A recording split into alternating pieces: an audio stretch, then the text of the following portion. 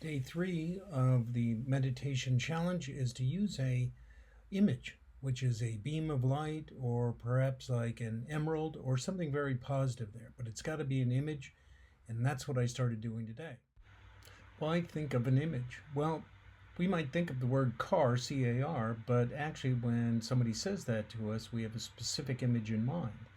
We just use letters and words, etc., to communicate, but we think in terms of powerful images. So having a beam of light or a blue sky or perhaps a emerald twirling around in your brain, whatever happens to kind of gravitate your consciousness, as it were, I think that's the key. And by holding that, and sometimes even when I want to sleep, I actually envision a hammock between two palm trees on a beautiful tropical beach. And I find that a very calming element to embrace.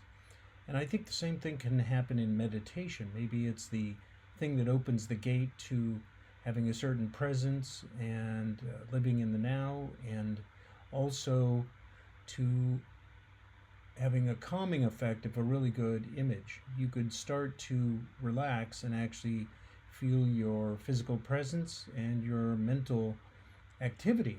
And this mental activity can slow in such a way that you find it very pleasing and relaxing to lower your blood pressure, to actually create a moment of peace and calm, and the fact that you don't have either the regrets of the past or the anxiety of the future, living in the present. So that's what I think is useful for an image. Give that a try.